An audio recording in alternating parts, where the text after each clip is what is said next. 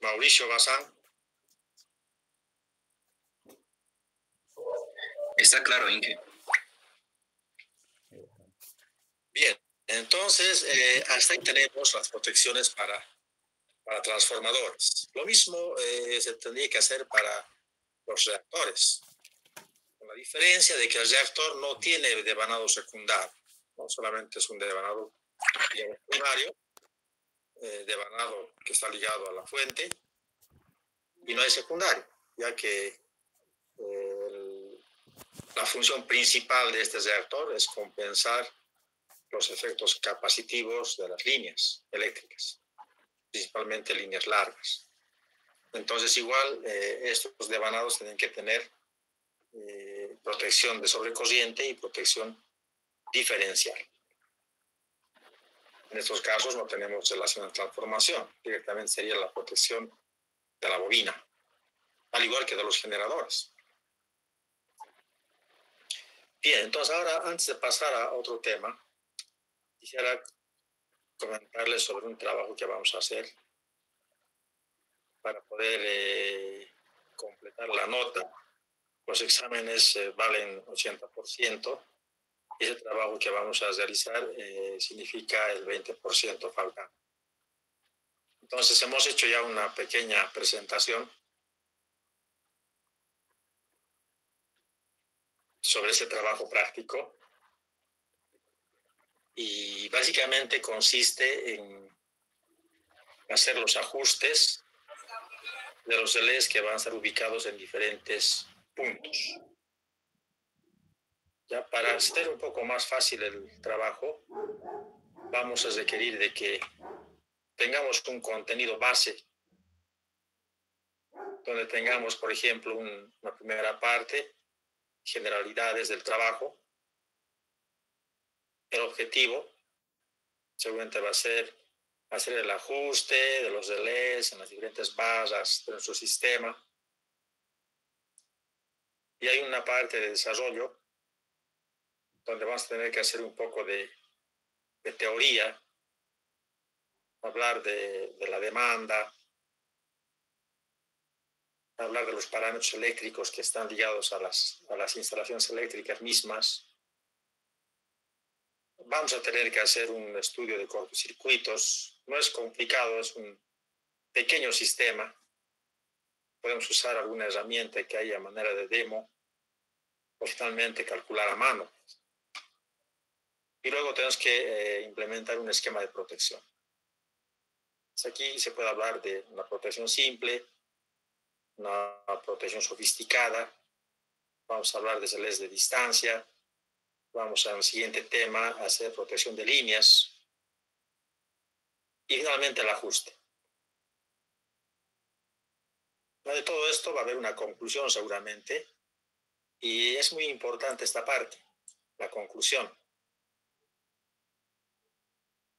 Ya que es el resultado, es el resumen, digamos, de lo que hemos hecho.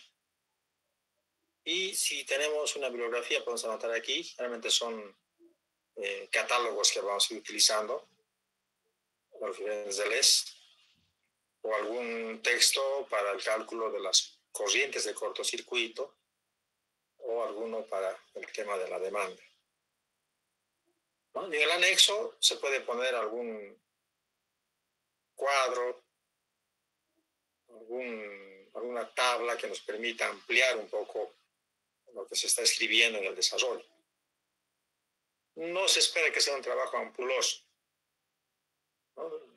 Básicamente tiene que ser un trabajo bastante simple, como para poder aplicar lo que estamos aprendiendo, digamos, en protecciones. Entonces, vamos a empezar de una subestación existente, digamos, entre comillas, porque es así como se van anexando los proyectos. A esta barra, por ejemplo, de 115, vamos a anexar este proyecto, que nace con el interruptor A103. A partir de aquí es proyecto nuevo. Pero tenemos que proteger este proyecto de tal suerte que no cause problemas en el sistema existente. Por tanto, necesitamos un dato importante: la potencia de cortocircuito en la base, o la corriente de cortocircuito en la base, en este caso en la base de 115. Ese dato tiene que ser proporcional. Cuando uno hace un proyecto y quiere anexar, digamos, una línea o una base, tendría que averiguar cuál es la potencia de cortocircuito en esta base. Generalmente el Comité Nacional tiene todo el diagrama unifilar del sistema interconectado y puede proporcionarnos las corrientes de cortocircuito o potencias de cortocircuito en la base que uno quiera utilizar como punto de partida. Y si no, podemos también calcular, pero conociendo todo el esquema, el circuito de nuestro modelo, de nuestro sistema. Y si no, es suficiente con la potencia de cortocircuito. ¿Están siguiendo, por favor, algún comentario?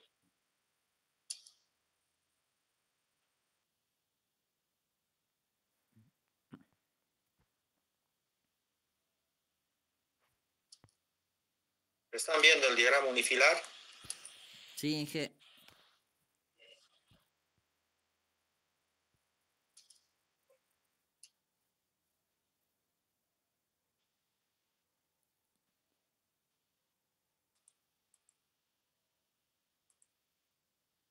¿Están viendo el unifilar, subestación A? Sí, Sí. se ve. Perfecto, entonces estamos bien. Decíamos entonces el punto de partida de nuestro proyecto, al cual vamos a anexar una serie de líneas para llegar a diferentes puntos que son también subestaciones. De la subestación anterior hemos llegado a esta que es la subestación B, donde tenemos una bahía, un paño de transformación, a donde vamos a conectar algunas cargas residenciales, digamos, y también vamos a asumir de que tenemos una carga de tipo industrial. La diferencia está en la forma de consumo de energía eléctrica, en la curva de demanda. Entonces aquí vamos a necesitar calcular las potencias y corrientes de cortocircuito en esta base, en la base de 115 y en la base de 34.5. Luego vamos a ir a otra subestación, llegamos a la C, subestación C, donde es una subestación de maniobra. No hay carga. Llega de la B a la base de 115, de esta base sale hacia la subestación D y también sale hacia la subestación E. Es una subestación de maniobra. Igual aquí hay que calcular las corrientes de cortocircuito en la base de 115. Llegamos a la subestación D. Ahí sí tenemos una bahía, un paño de transformación a 24.9, de donde salen dos alimentadores, uno, digamos, a la población, alimentador para el consumo tipo residencial, y otro alimentador, digamos, a una zona industrial. Y aquí, bueno, se queda en suspenso. Podemos ir ampliando más allá, pero ya no está, digamos, en nuestro plan esta línea, sino aquí terminaría la subestación D. Por otro lado, decíamos de la subestación de maniobra, también va la subestación E, donde igual tenemos otro transformador con dos alimentadores y con una posible opción de ampliación aguas abajo. Entonces son 1, 2, 3, 4 subestaciones que se van a anexar a esta base existente de 115 kVA. Entonces, Ese es, digamos, el trabajo. Algunos datos que van a necesitar son las cargas ligadas a estos alimentadores. Van a necesitar los datos, parámetros eléctricos de las instalaciones. Estamos asumiendo ya algunos datos que son típicos en líneas de alta tensión, por ejemplo. Es muy común utilizar el conductor IBIS, conductor de aluminio con alma de acero. Y estamos poniendo aquí las longitudes. Ustedes pueden usar la base de datos del conductor IBIS y ver más o menos cuántos ohmios tiene cada kilómetro. Y por ahí pueden obtener la impedancia que tendría los 80 kilómetros. En el caso de los trafos de potencia, estamos asumiendo trafos de 15, 45 megavolt-amperios.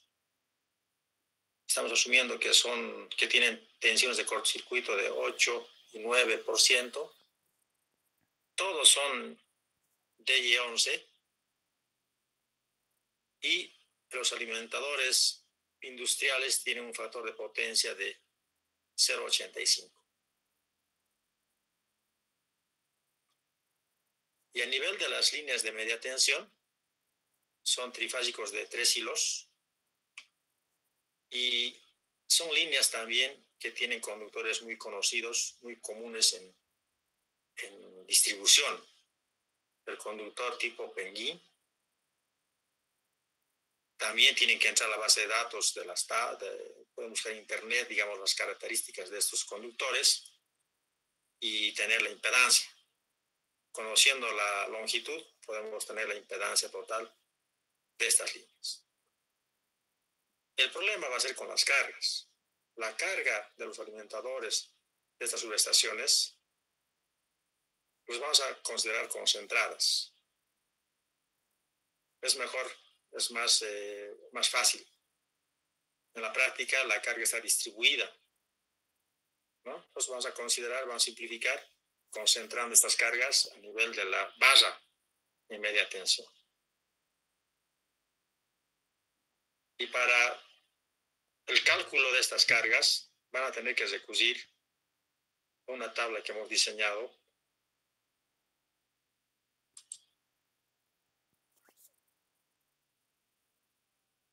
Es una tabla en Excel.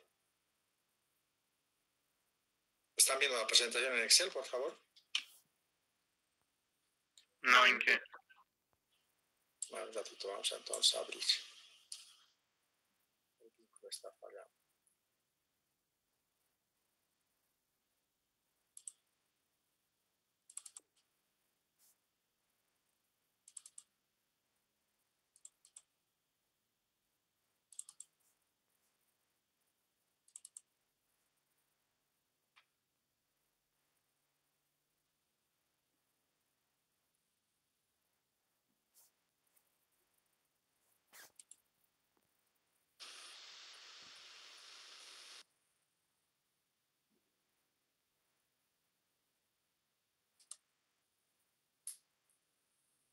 Ahora sí, estamos viendo un cuadro en Excel.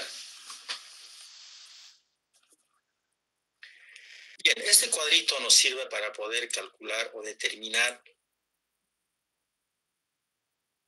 las demandas en cada subestación. Y va a ser diferente para cada alumno. Entonces necesito calcular esas potencias, esas demandas, en función al código del alumno. Aquí hay un código SIS del alumno. Ustedes tienen cada uno sus códigos. Tendrían que poner en este recuadro ese código. A ver, díctame uno, por favor. Alguien que tenga a mano su código. Charles Terán. Sí, es el 2016 2016 00198. Otra vez. 2016 00198.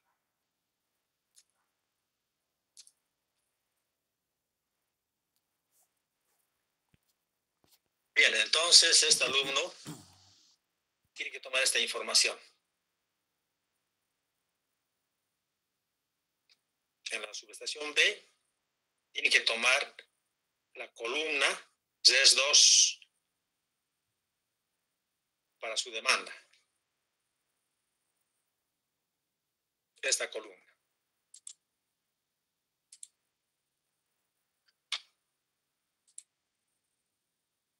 En la misma subestación B, para el alimentador industrial debe usar la columna de 0. Esta columna.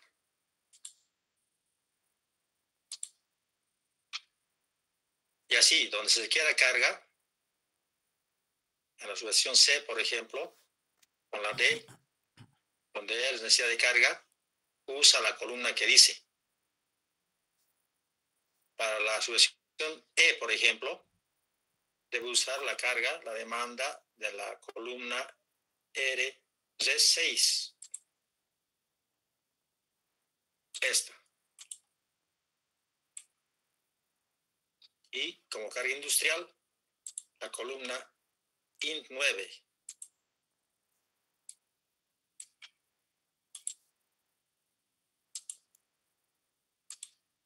De ese modo, su curva de demanda para los diferentes alimentadores este alumno.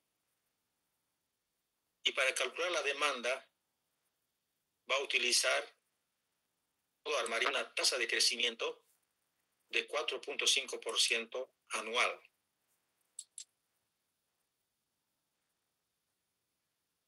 Entonces va a ser importante que me envíe además su código de alumno. Si hay otro alumno, por ejemplo, que tiene otro código diferente, cambiamos por aquí 1. Ese tiene otros datos. Le corresponde utilizar otras columnas a ese alumno. Esas columnas están aquí.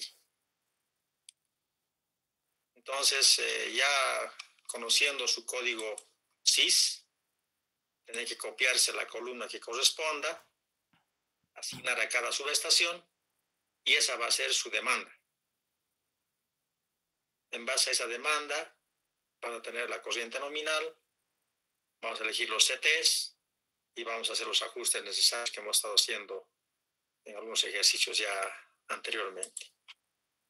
Entonces voy a compartir este cuadro en Excel para que puedan trabajar y obtener sus demandas, y también el modelo o la tarea o el proyecto que está en PowerPoint. ¿Alguna consulta sobre este cuadro?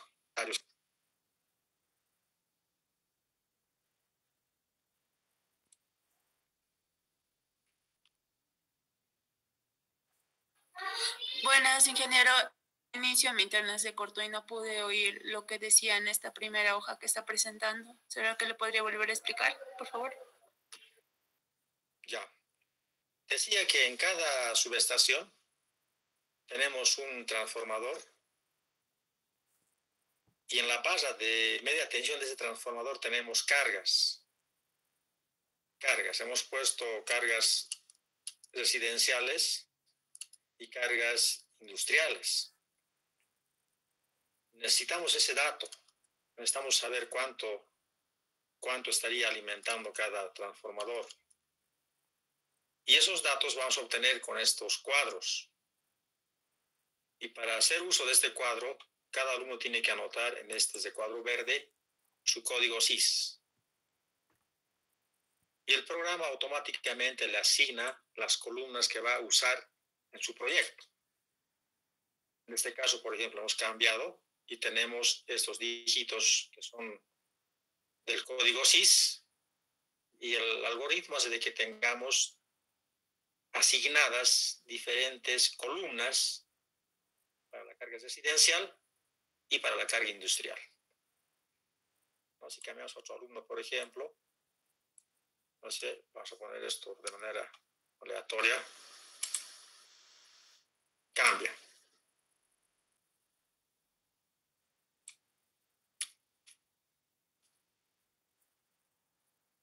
Nos va asignando diferentes columnas para que este alumno tome esa columna como carga. Entonces, para la expresión B, por ejemplo, tengo la columna R2, RES2, residencial, y industrial 1, columna 1. Para otro alumno, posiblemente esto cambie.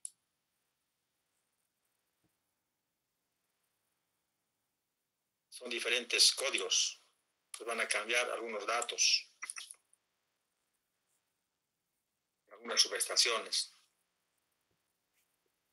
Entonces, ese dato es importante porque de ahí vamos a partir para calcular las corrientes nominales y luego los ajustes. Entonces, van a tener que generar cada quien su demanda, ¿no? Y la demanda está en este cuadro. Entonces, si ustedes grafican alguno de estos, van a ver que son demandas realmente que son reales, son demandas que hemos sacado de una base de datos y son reales.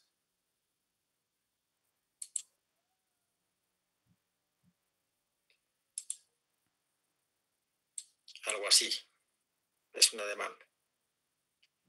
Entonces tengo que calcular para todo el periodo. Son para todo un mes. Entonces voy a tener que ver en esta curva de demanda cuál es la máxima demanda y la mínima. Esos datos sirven para poder calcular las corrientes de carga que va a ser base para dimensionar los CTs. Conociendo esas corrientes base, yo puedo ya empezar a ajustar los relés que vamos a disponer. Entonces, importante este dato.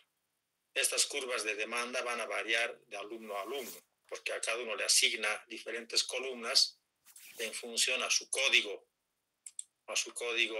SIS. ¿Está claro? ¿Alguna otra consulta?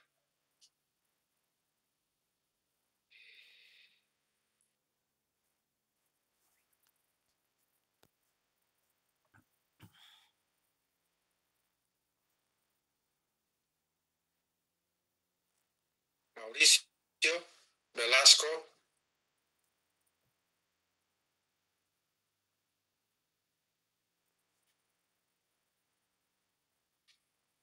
Ruth Pacheco. Sí, ya está entendido. Ya, entonces por favor, el código SIS es importante para determinar las demandas. Y luego ya pueden estar empezando a hacer los cálculos de corrientes de cortocircuito. Eso ya es tema de otra materia, pero seguro que no se van a complicar porque el sistema es bastante simple. Es un sistema muy pequeño. Se puede usar la herramienta que hay por ahí, el Dixilen, Electrosoft, hay el ETAP. Hay varios programas, demos, algunos, que sirven para calcular este cortocircuito. Y no hacemos por método manual, no agarramos por segresión, o hay también por unidad, circuitos equivalentes, ¿no?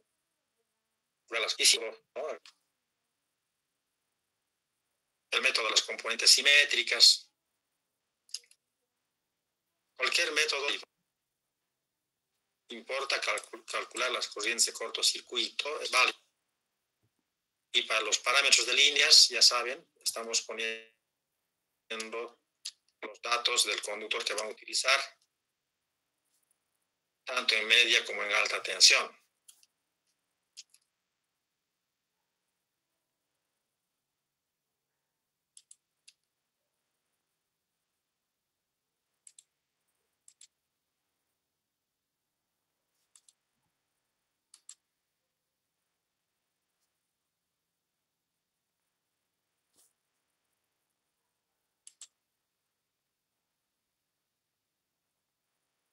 Bien, esos son los datos que vamos a utilizar.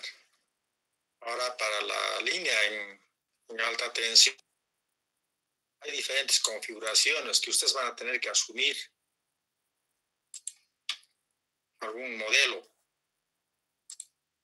para poder obtener reactancia, resistencia, susceptancia de la línea. En alta tensión, por ejemplo, es muy común una estructura de este tipo. Aquí está el conductor de la fase 1, de la fase 2, la fase 3. Tenemos hilos de guarda por aquí. Entonces, hay distancias entre fases, distancias entre fase tierra, para poder obtener los parámetros de estas líneas. Entonces pueden asumir este modelo, una torre con los conductores en posición horizontal.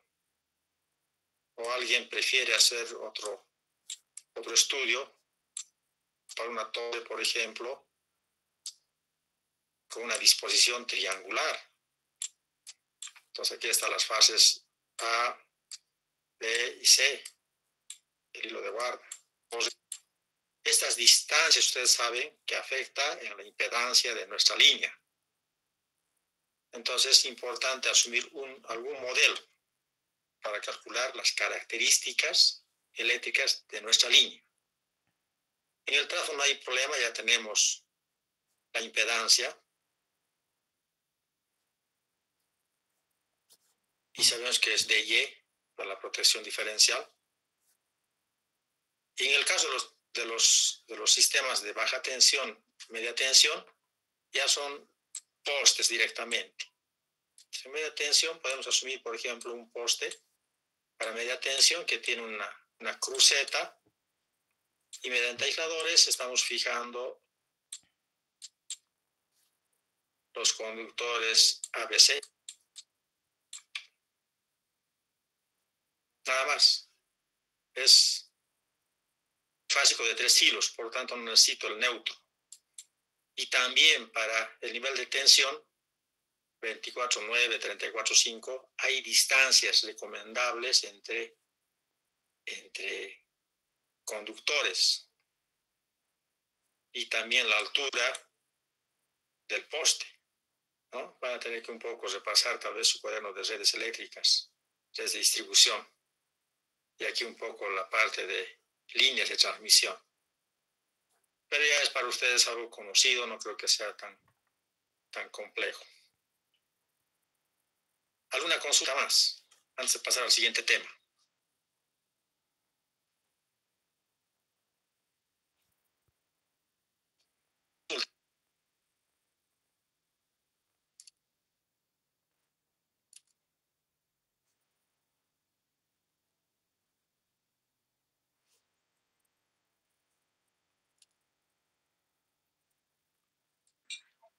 Disculpe. Observando, Robles.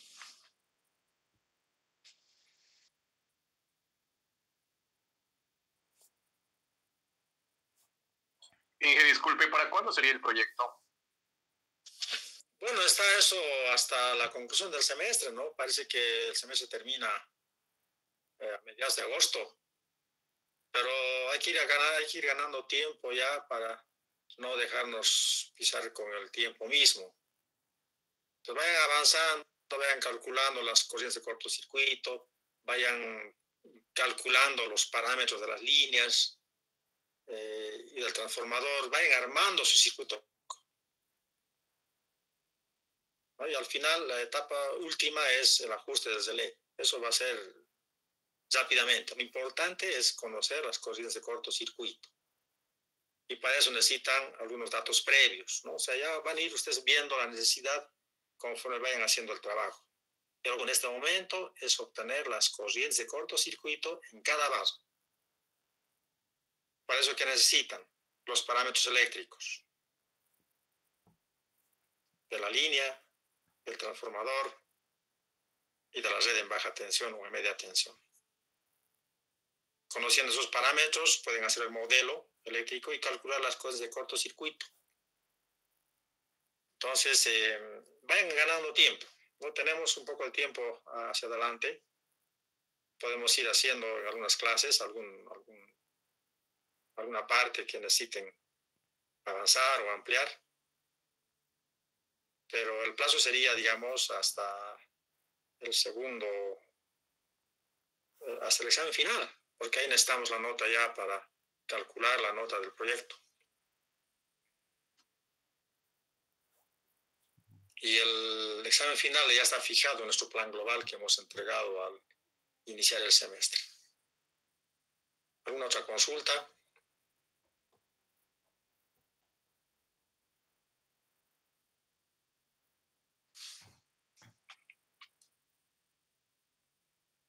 Alan Castro.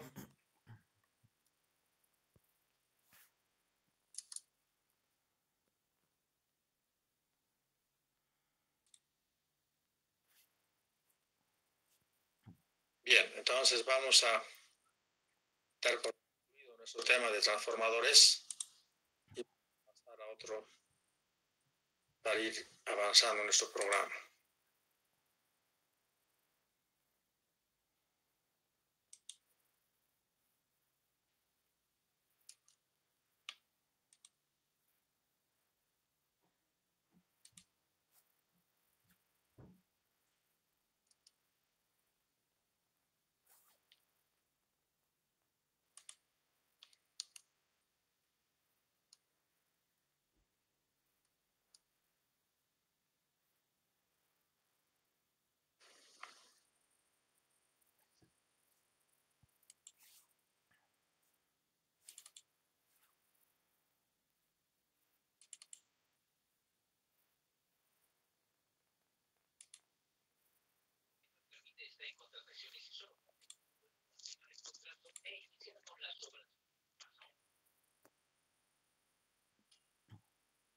La protección de líneas de transmisión.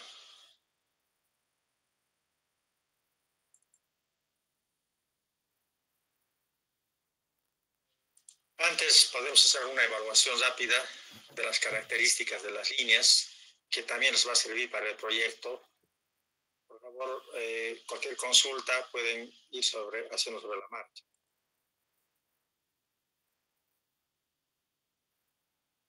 Bien, a manera de generalidades podemos decir de que las líneas eléctricas son las que tienen mayor dificultad, tienen mayor problema, ya que están expuestas, están instaladas a intemperie y expuestas a una serie de condiciones climáticas, medioambientales y, ¿por qué no?, también de hechos, digamos, vandálicos, ¿no?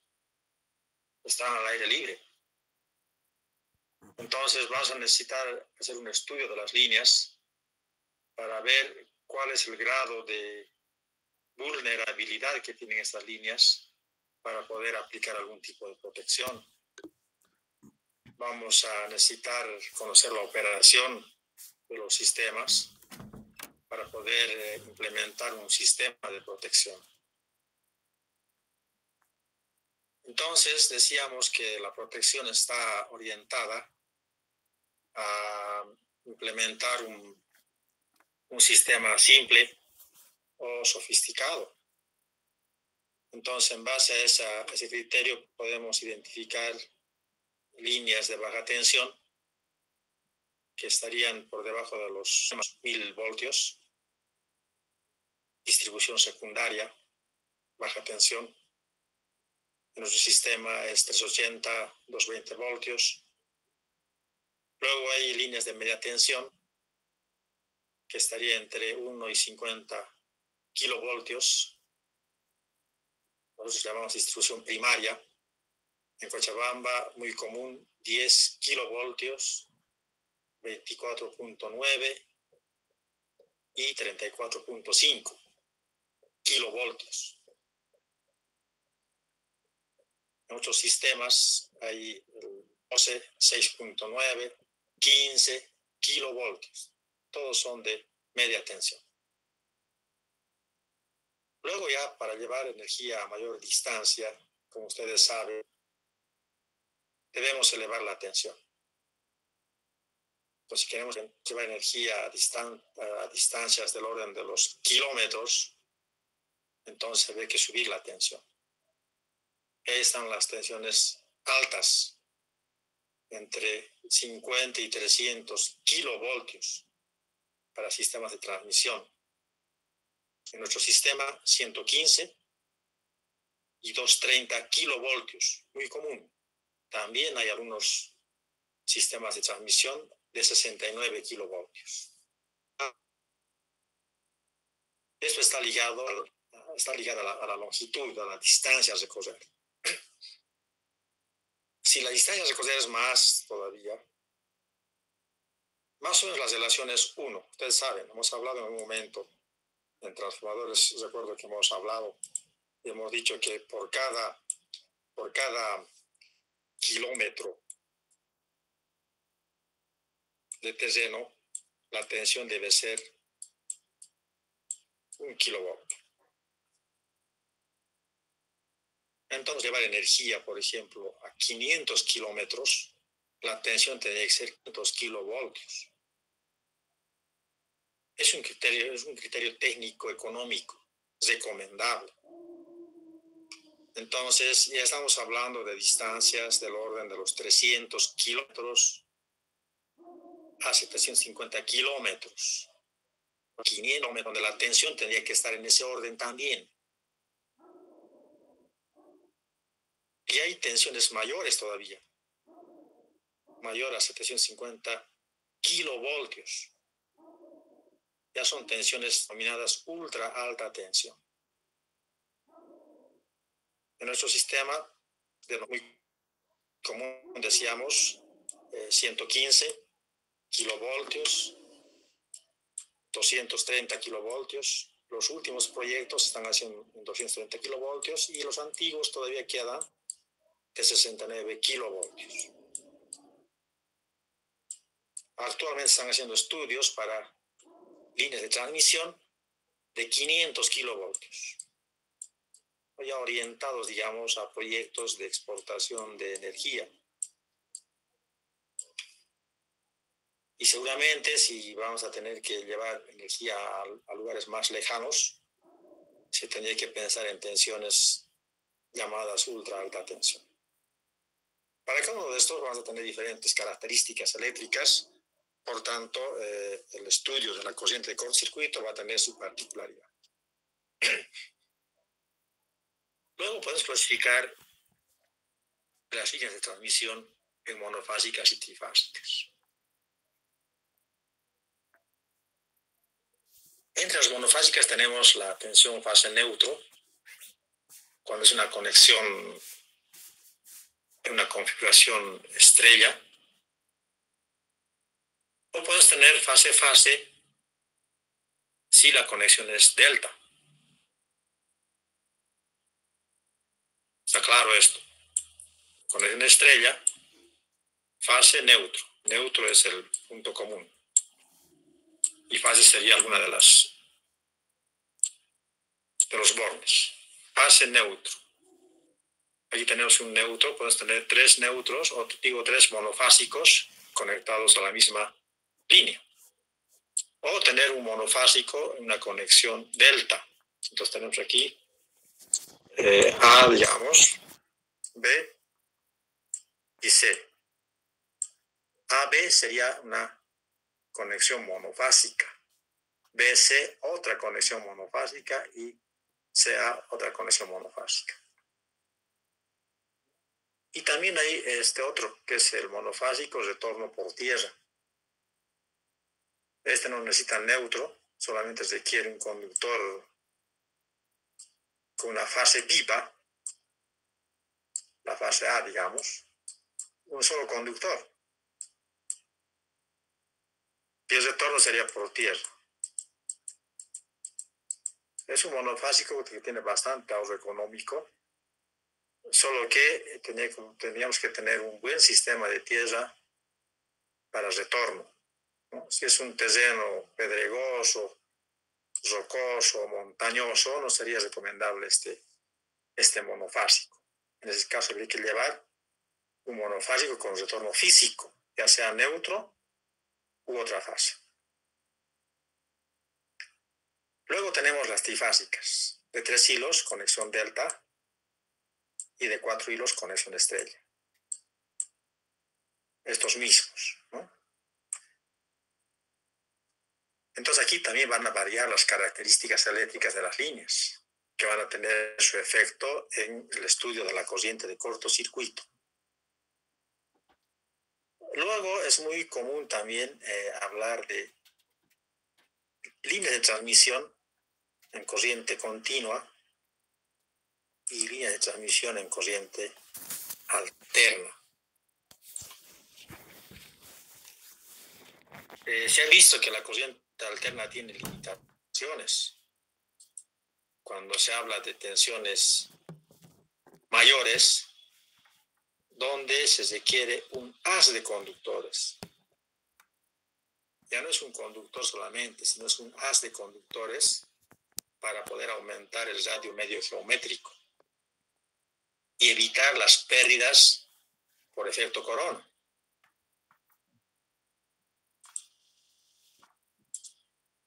Por tanto, decíamos, una fase va a estar compuesto por un haz de conductores, varios conductores que hacen a la misma fase, la fase A, otro haz de conductores para la fase B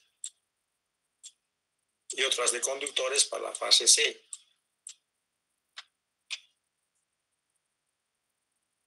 Líneas de extra alta tensión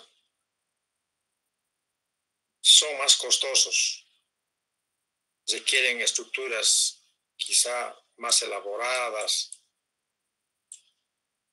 más robustas, accesorios de línea que van a hacer que este haz de conductores se mantenga con una distancia definida. El ancho de vía de estas líneas es bastante mayor. Hay que hacer un mantenimiento de este ancho de vía permanentemente. Por tanto, este sistema sería bastante costoso. Es bastante costoso para tensiones de ultra alta tensión o extra alta tensión. Si pensamos en una línea de corriente continua, ahí solamente tenemos positivo o negativo. No necesitamos 3 conductores. Positivo, negativo. Entonces puedo pensar en una postación con una cruceta, conductor positivo, conductor negativo. El ancho, la franja va a ser más estrecha, menores costos de mantenimiento, menos un conductor. Es más económico esta línea para corriente continua o corriente directa que esta otra que es para corriente alterna. Entonces aquí tenemos una relación de costos. Noten en este gráfico. El costo de la línea de corriente alterna tiene una pendiente mayor. El costo de la línea para corriente continua tiene una pendiente menor. Es más económico. Pero, noten, la inversión inicial para una línea de corriente alterna es menor. El costo inicial. Y el costo inicial para una línea de corriente directa, corriente continua, es mayor. Es mucho mayor. Precisamente porque había que poner subestaciones rectificadoras en un lado y ondulador en el otro lado. Que no son subestaciones convencionales, como en el caso de un sistema en corriente alterna. Son subestaciones especiales que tienen que convertir alterna en continua, transmitir en continua, y luego traducir continua a alterna nuevamente. Esas dos subestaciones instaladas en el extremo de la línea de corriente continua hace que sea más costoso el proyecto. Entonces hay que ver hasta qué distancia es conveniente corriente alterna. A partir de esa distancia sería más conveniente corriente continua. Entonces la distancia hay que calcular en base a los parámetros, ¿no? Puede ser 700 kilómetros, 1000 kilómetros, dependiendo de los costos y las características de las instalaciones, podemos determinar hasta qué distancia conviene llevar en alterna y a partir de ahí en continuo. Cada una de estas líneas va a reportar diferentes características eléctricas, resistencia, reactancia, susceptancia, conductancia de las líneas. Y esos parámetros eléctricos sirven para calcular o hacer el estudio de cortocircuito. Entonces, para cada uno difiere. Ustedes ya estamos hablando de nuestro proyecto de líneas de media tensión. Vamos a determinar sus características. Y líneas de alta tensión también.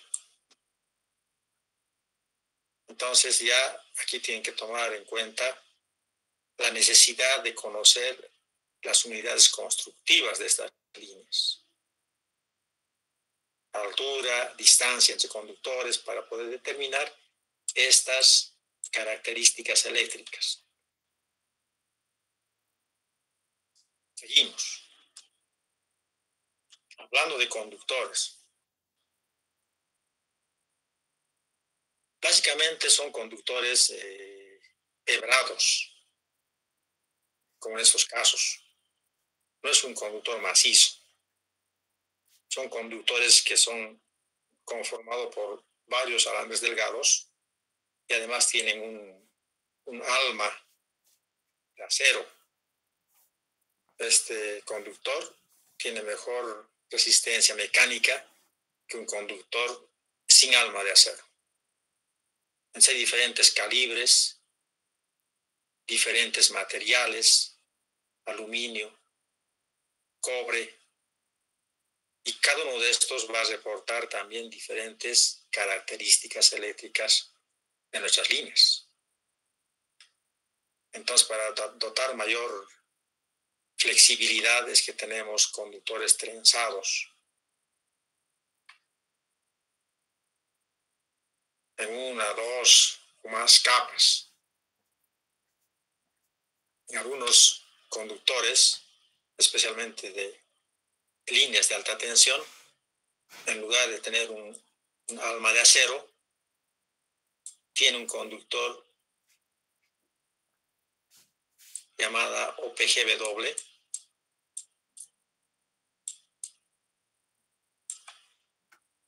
que porta un haz de fibra óptica. Entonces, a la vez es un conductor que nos puede servir de hilo de guarda y además tiene conductor o un haz de fibra óptica. Eso es tecnología. Lo importante es saber que tiene cierta característica eléctrica este conductor. Entonces es muy común conductores de aluminio con alma de acero, el ACSR. El IBIS que hemos puesto en nuestro proyecto es ACSR. Entonces había que determinar ahora en base a una tabla las características eléctricas, resistencia, reactancia típica de este conductor por kilómetro de línea.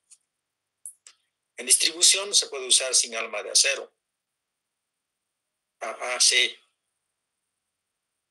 O hay este otro que tiene mejor comportamiento a los esfuerzos mecánicos, el conductor ACAR. No es muy frecuente. Vamos a usar el IBIS en línea de transmisión. Y vamos a usar conductores de aluminio. Sin embargo, hay también conductores de cobre. En algunos sistemas de los sectores mineros, los campones mineros se usa bastante o usaban bastante conductor de cobre. Hoy también están siendo reemplazados por conductores de aluminio. O algunas aleaciones, ¿no? Una combinación de material, pero muy común, cobre y aluminio. Bien, los aisladores tienen mucho que ver en las características eléctricas de las líneas. Hay líneas de alta tensión que tienen una cadena de aisladores con una longitud definida en función al nivel de tensión. O hay simplemente aisladores de porcelana o de vidrio para instalaciones en media tensión. Por lo tanto, las distancias también son menores. En otros casos se usan aisladores de material epoxi, poliméricos. Había que ver la rigidez dieléctrica de estos elementos para tener en cuenta la longitud, por tanto la distancia del conductor a masa, a tierra, ¿no? Entonces estos aisladores básicamente sirven para poder soportar el conductor y además aislar el conductor de tierra o de la misma estructura. Hay diferentes materiales que se utilizan, porcelana decíamos, o vidrio templado. Muy común, porcelana. Y recientemente se está usando también con bastante frecuencia materiales sintéticos, poliméricos. Son más ligeros, son más livianos, por tanto, quizá vaya a reemplazar a los aisladores tipo porcelana o de vidrio templado. Lo importante es que tienen que tener una buena rigidez dieléctrica, ¿no? Que no existan corrientes de fuga. Y para evitar eso es que tiene esta forma, este acabado tipo pollerín, para aumentar la longitud y evitar que haya un arco entre la fase y tierra. Importante ese detalle, y además que tiene que ser un elemento que no absorba humedad. El vidrio tiene buen comportamiento. Desde el punto de vista mecánico, también, ¿no? Tiene que soportar el peso del conductor, más otros pesos adicionales, como el manguito de hielo, cargas como la nieve que se acumula en los conductores, los vientos en el sentido longitudinal o transversal, etc. Entonces tiene que tener una buena consistencia mecánica nuestro aislador. Entonces tenemos para líneas de distribución aisladores fijos tipo PIN, que son estos. Media tensión, estamos hablando de 34.5 máximo. Y tipo cadena para alta tensión. Entonces, importante conocer este dato porque tenemos que ver la distancia que existe entre el conductor y la parte que sería denominada tierra, la estructura, si vale el término. Hablando de estructuras, también hay diferentes tipos de estructuras. Unas que son de suspensión o de paso, otras que son de detención o finales.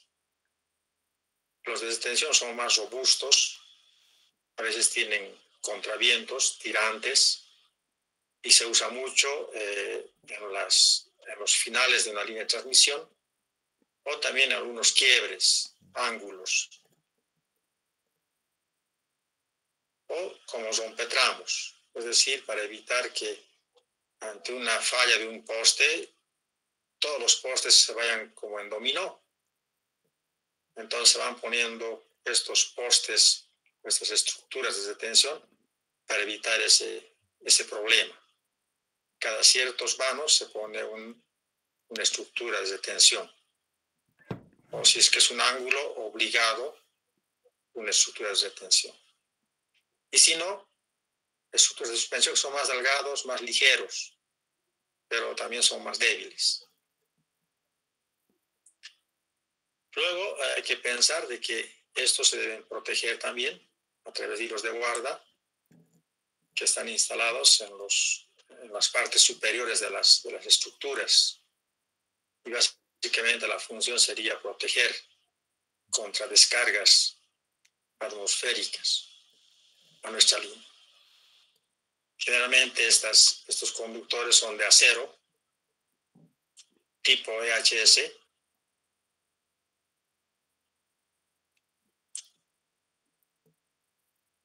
o tipo OPGW, fibra óptica. Es muy común que en una estructura de alta tensión, en uno de ellos esté el cable de acero, tipo EHS, y en el otro esté un cable de acero también, pero con alma de, digamos, fibra óptica, o PGW. Aprovechamos la fibra óptica para poder llevar señales de comunicación necesarios para poder establecer un sistema de telemando, para poder establecer comunicación entre los mismos relés. Importante ese detalle. Actualmente todas las líneas están siendo construidas con fibra óptica.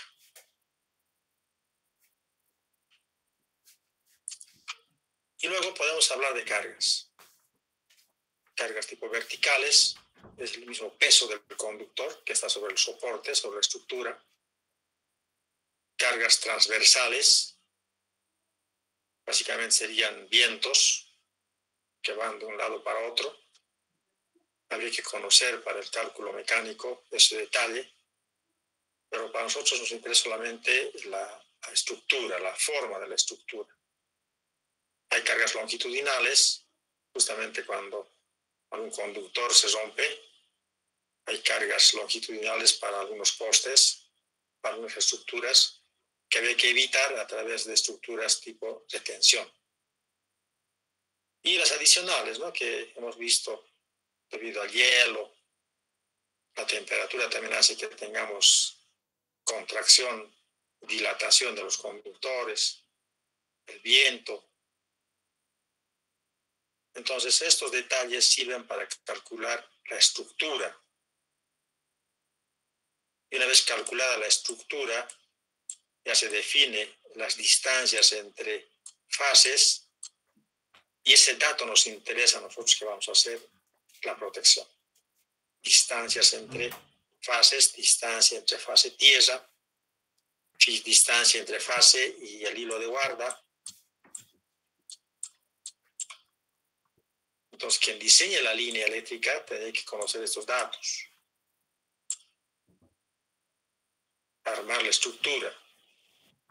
Nosotros conocer las distancias que hay entre conductores y pieza para poder obtener las impedancias, repetimos, las características eléctricas de la línea, porque este dato nos sirve para calcular la corriente de cortocircuito. Aquí hay unas gráficas que hemos querido compartir con ustedes. Líneas, por ejemplo, en doble terna, muy comunes actualmente en nuestros proyectos, ya que cada vez es más difícil hacer proyectos eléctricos debido a los impactos medioambientales. Hay algunos, digamos así, activistas que están violando el medio ambiente y se oponen a los proyectos eléctricos. Entonces, a fin de evitar que a futuro se requiera otra línea, se están poniendo líneas con doble. En muchos casos se está habilitando una terna solamente. Y cuando sea necesaria, se completará con la otra terna.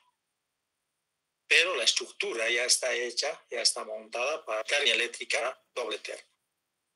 Entonces, de ese modo estamos viendo el futuro, digamos, ¿no? Evitar de que tengamos problemas con los mismos pobladores, con los mismos activistas que a título de conservar el medio ambiente se oponen a todos los proyectos eléctricos, ¿no? O exigen una cierta compensación económica cada vez más elevadas.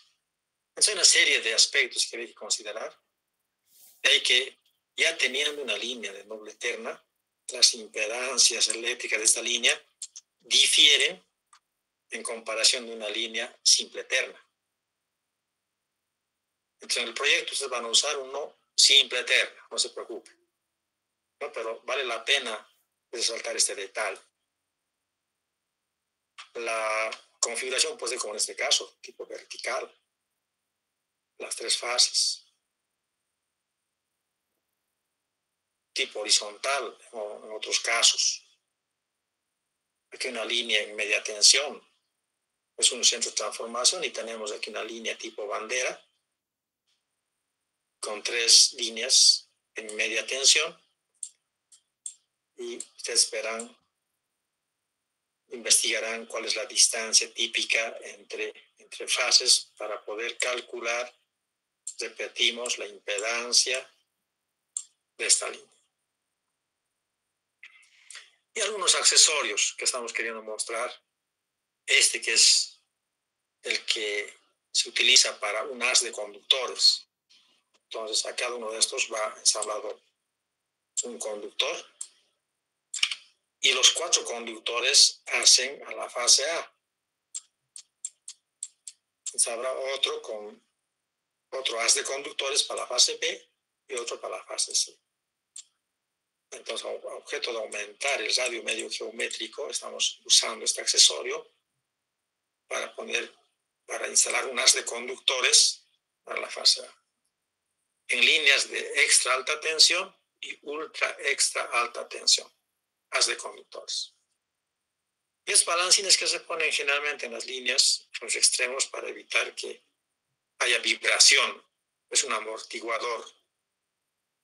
La vibración puede causar fatiga en los aisladores y romperlos. Con estos balancines podemos contrarrestar esa vibración y hacer de que al aislador no llegue ninguna vibración, ¿no? Se compensa con estos balancines. Y así hay una serie de accesorios que seguramente han visto en nuestra materia.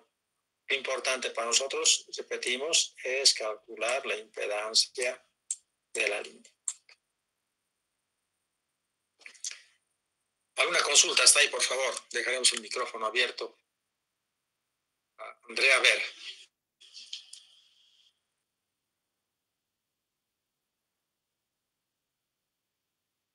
O Ariel Quispe también.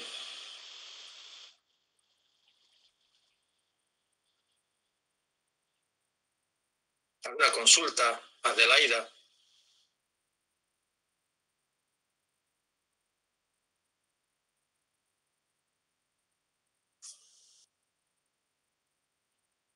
Elías Llave.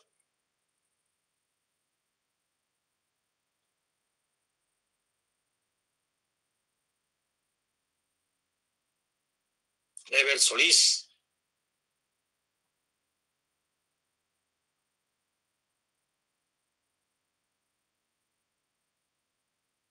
Gabriela.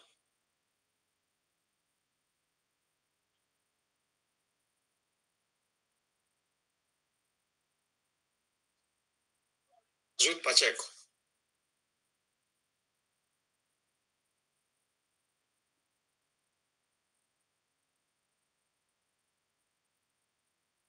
¿Están ahí?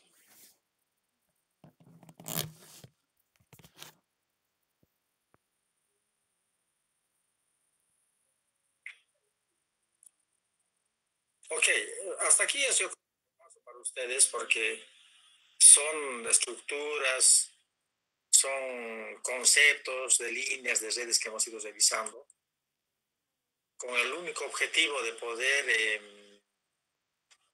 tomar mayor conciencia sobre la importancia de la configuración de estas redes a la hora de calcular las características propias.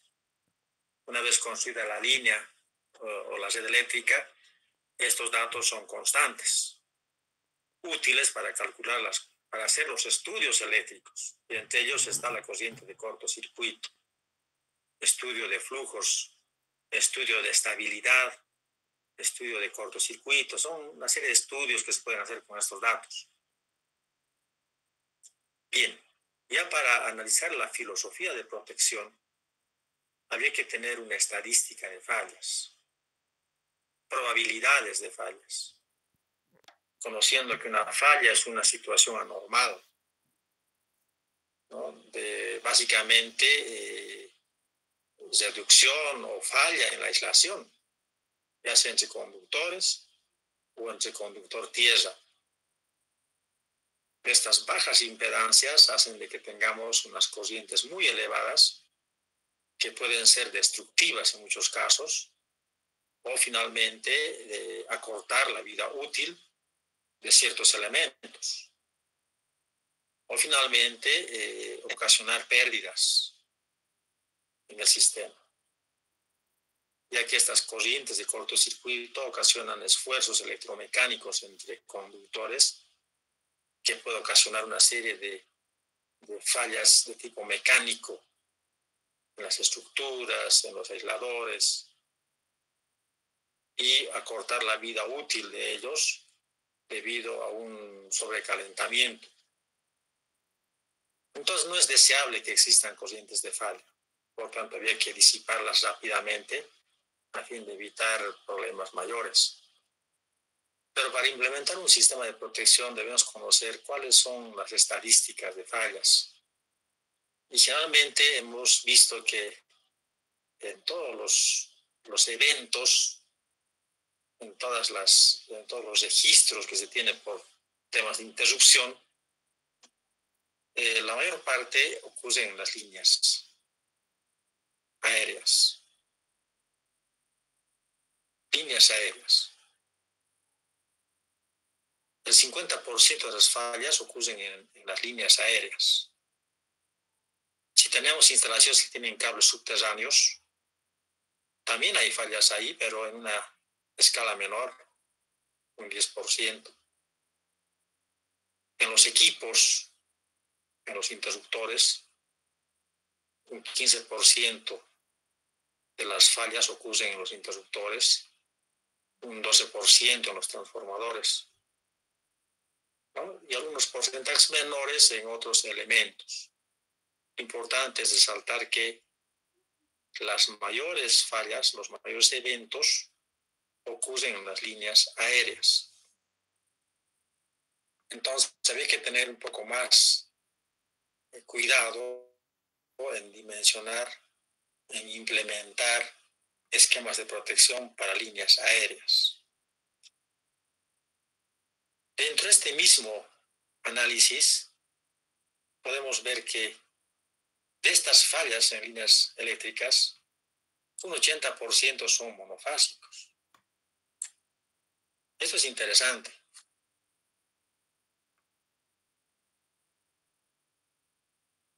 Un 5% bifásicas, otro 5% trifásicas, entre las tres fases. Es raro que haya una falla entre las tres fases, o entre dos fases, o dos fases a tierra. Son poco probables. Lo más probable es que sea una falla monofásica. Y de hecho, si tenemos líneas eléctricas que están recorriendo zonas montañosas, por ejemplo, ahí tenemos descargas eléctricas. Y un rayo puede impactar sobre una de las fases y no sobre las tres, ¿no? Imposible. Entonces, Este dato es importante. Tenemos que dar más atención a las fallas monofásicas. Y siendo así, podemos pensar en una protección con reconexión. De hecho, estas fallas son reconectadas. El usuario final solamente va a observar una fluctuación, no va a observar una interrupción de suministro, porque ha habido una reconexión casi instantánea debido a una falla monofásica. Este dato es importante porque podemos implementar un esquema de protección con reconexión. ¿Qué más?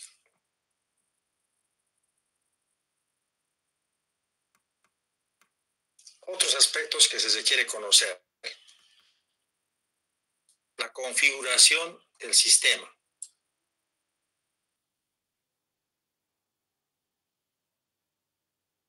Los equipos instalados, las líneas existentes, el flujo de energía, si es unidireccional, bidireccional. Noten también que estamos viendo las máximas y mínimas corrientes de falla. Para eso es importante conocer la curva de demanda que estamos ya viendo en nuestro proyecto. Hay una demanda máxima en una cierta hora y una demanda mínima en otra hora. La protección tiene que responder en ambos extremos. La falla puede estar justamente cuando en el sistema estamos en máxima demanda, entre las 19 y 21 horas, o cuando el sistema está en mínima demanda, en horas de la madrugada, por ejemplo. El esquema de protección tiene que actuar en cualquier situación. Importante conocer entonces las máximas y mínimas corrientes de falla. También el efecto denominado in-feed es una alimentación intermedia, es decir, la opción, la posibilidad de que en algún momento, en alguna barra, se inyecte energía, generación. Entonces, este es un punto ya no de conclusión de línea o una barra de alimentadores, sino también sería una barra de generación. El hecho de implementar un generador, una barra, ya altera la configuración del sistema. Ese dato también debe considerar si es que existe la opción de generación en alguna de las barras. Ya hemos dicho sobre las máximas mínimas. Se debe conocer estos extremos para que nuestra protección sea selectiva y además se busque la sensibilidad de la protección. Es importante además hacer una simulación de fallas. ¿No? Finalmente, cuando es un estudio eléctrico, las herramientas informáticas que existen tienen simuladores de fallas. Es más, nos puede permitir conectar algunos relés. Ya tienen parametrizados algunos modelos de relés. Se puede simular una falla y ver cómo opera el esquema de protección. Pero para eso tenemos que conocer nuevamente las características de las instalaciones eléctricas, características de las líneas, de los transformadores, si es que hay capacitores también, de los reactores, de todos los elementos que están en un sistema eléctrico. ¿No? Esas características son resistencias directas, en los casos de resistencia de arco, cuando hay apertura de un interruptor, o de puesta a tierra, si es que tenemos aterramientos, y estos parámetros que hemos repetido permanentemente, ¿no? Resistencia, inductancia de la línea, la capacitancia, la conductancia, son parámetros que, si bien se puede tener de manera teórica, a través de kilómetros ohmios por cada kilómetro, algo así, pero al final al final interesa los parámetros medidos. Entonces, en un proyecto eléctrico podemos asumir algunos parámetros típicos de las instalaciones eléctricas para poder hacer un ajuste inicial, preliminar de nuestros relés. Pero luego, cuando sea construida la línea eléctrica, necesariamente hay que medir estos parámetros y tendrían que ser parecidos a los que hemos estimado, con valores típicos, ¿no? Esos valores medidos son los que realmente interesan para el ajuste desde ley. Generalmente varía debido a el tipo de terreno, a las variantes que podrían haberse dado, o unas características constructivas. Al final interesa las impedancias reales, las impedancias propias de la instalación, y eso se obtiene a través de medición. Entonces ahí es cuando tenemos líneas cortas, líneas medias, líneas largas, para poder establecer un esquema de protección, tipo impedancia, tipo admitancia. Va a depender de estas características la selección del tipo de relé. Entonces, hemos visto ya estas características, la sensibilidad y la selectividad de los relés, ¿no? La selectividad debe mantenerse aún cuando las máximas corrientes de falla estén presentes. Y la sensibilidad, noten, tiene que trabajar inclusive con mínima corriente de cortocircuito. Es decir, la falla puede estar en horas de la madrugada o en horas de máxima demanda. En ambos extremos, nuestro esquema de protección tiene que ser sensible y debe operar. Entonces, quizá la parte de la protección de línea es un poco más, requiere de más información, no solamente teórica, sino también práctica, información de campo, información medida, para poder ajustar de mejor manera los esquemas de protección. De todas maneras, una vez instalado el proyecto, hecho los ajustes, medido los parámetros eléctricos, aún va a existir un tiempo perentorio de 1 o 2 meses, digamos, de ajuste de nuestro sistema eléctrico. Y recién podemos decir que ya es confiable, ¿no? Es como cuando uno tiene un auto nuevo. Un auto nuevo, por lo menos unos 2 meses tiene que trabajar, como asentando la máquina, digamos, y luego ya se dirá que el auto está bien, ¿no? Está bien asentado, ya puede exigírsele, digamos, más rendimiento. Eso es importante. Aquí pasa lo mismo, ¿no? Entonces, va a tener que pasar unos meses hasta poner en punto, digamos, el esquema de protección. Entonces, tiene bastantes datos como para poder hacer los ajustes preliminares. Bien, ¿cómo estamos en tiempo? ¿Están cansados? ¿Cómo estás, Ricardo?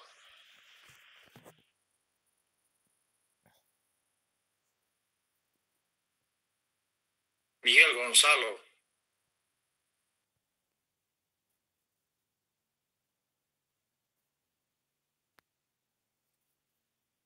Eduardo Moscoso.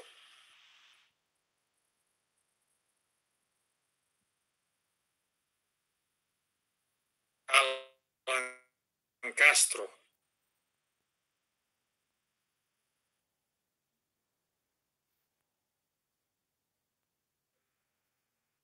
Va a tener que pararse un rato para despertar.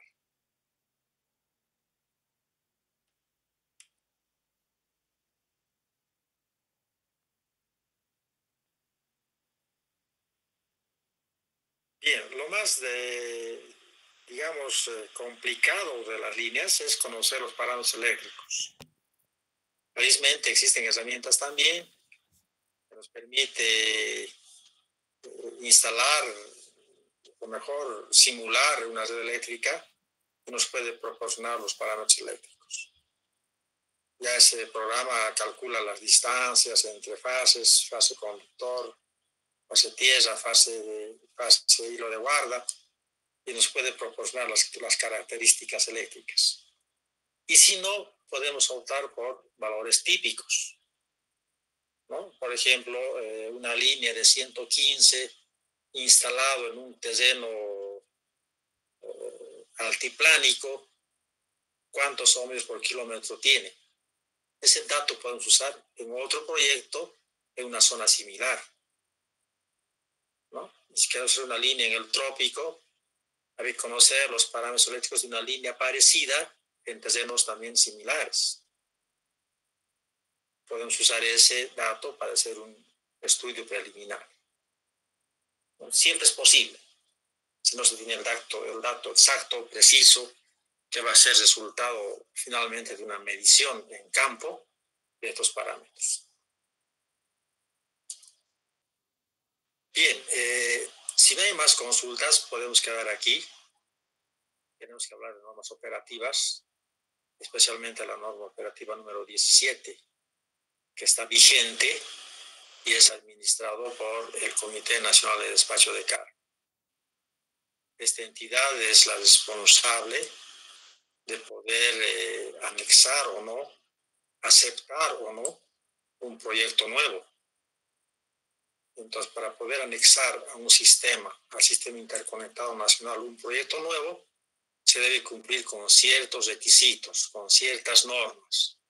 Entre ellas, la más importante, la norma operativa número 17. Entonces, los proyectos están enmarcados en esta norma operativa, donde se tienen unas bases legales para un poco resguardar, digamos, el cumplimiento.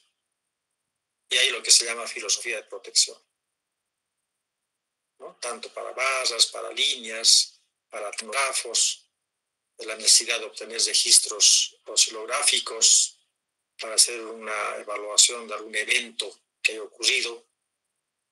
Asimismo, existen condiciones para la coordinación y seguimiento de los proyectos, los estudios que debe presentar cada agente para poder cumplir con la norma, ¿no? Y asimismo, la implementación de protección de distancia, los tiempos, todo aquello está, digamos, en esta norma operativa, que es una referencia que vamos a utilizar nosotros, ya que los proyectos se enmarcan en este tipo de normativas.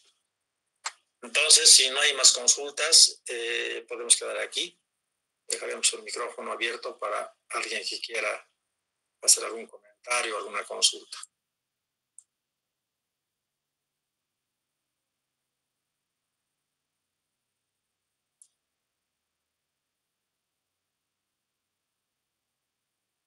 Janet Escobar, Jimmy, Sivera,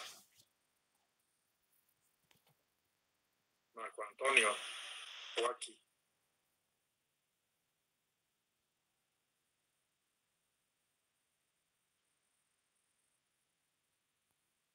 Perfecto, entonces iremos a descansar. La clase de viernes es bastante larga. Y por favor, vayan revisando los apuntes que les pasamos. Les voy a compartir esta presentación y algunos otros ejercicios tipo que vamos a ir haciendo en las clases subsiguientes. Además, también de cara al examen. Creo que la siguiente semana más tendríamos clases y después creo que ya viene el segundo parcial. Hay que revisar también el plan global que hemos repartido al comienzo del semestre.